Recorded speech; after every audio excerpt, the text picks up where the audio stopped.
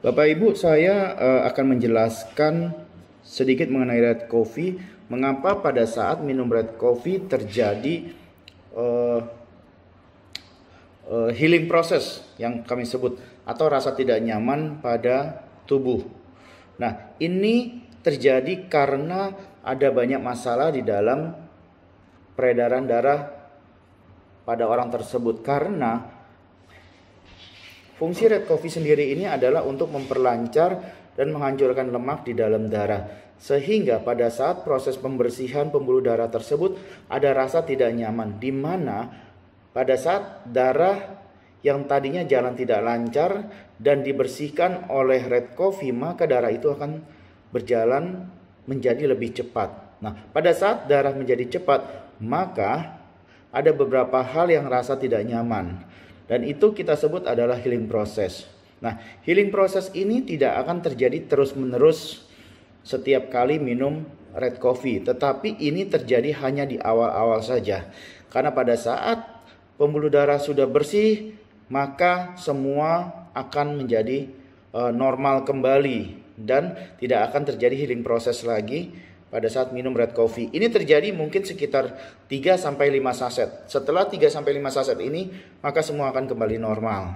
Nah, kalau sampai terjadi healing process, apa yang harus kita lakukan? Yang pertama, jangan minum 1 saset sekaligus, tetapi minum setengah saset, atau 1 saset itu dibagi 2 kali. Contoh, minum pada pagi hari setengah saset, minum setengah lagi pada saat malam hari.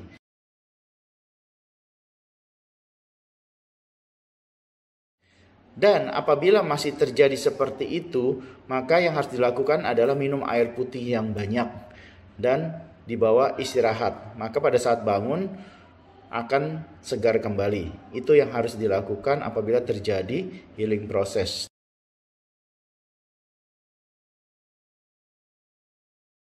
Jadi untuk anjuran minum untuk pemula itu adalah sebaiknya dilakukan 2 kali dalam 1 saset. Jadi pagi hari minum setengah saset, lalu malam hari minum setengah saset. Atau setiap hari tetapi hanya setengah saset saja. Nah, kalau hari ini diminum setengah saset lagi disimpan untuk besok. Itu dilakukan secara 1 minggu. Setelah 1 minggu baru Bapak atau Ibu coba minum 1 saset. Tetapi kalau masih merasakan tidak nyaman, sebaiknya lakukan hanya setengah saset saja.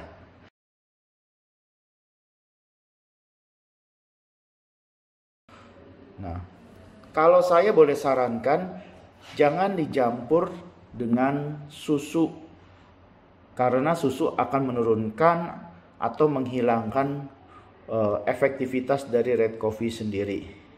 Jadi sebaiknya red coffee ini diminum secara single atau dinikmati seperti kita menikmati minum kopi biasa.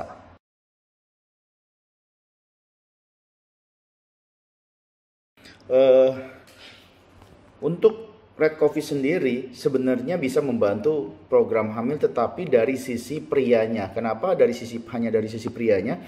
Karena red coffee ini mengandung ginseng, cordyceps, dan bahan lainnya yang bisa membuat peredaran darah lancar. Pada saat peredaran darah lancar, sehingga fungsi ereksi jadi lebih maksimal. Dan pada saat fungsi ereksi lebih maksimal, maka kualitas sperma pun akan menjadi lebih bagus. Sehingga pada saat kualitas sperma bagus, benih-benih yang akan menjadi janin akan semakin banyak pula.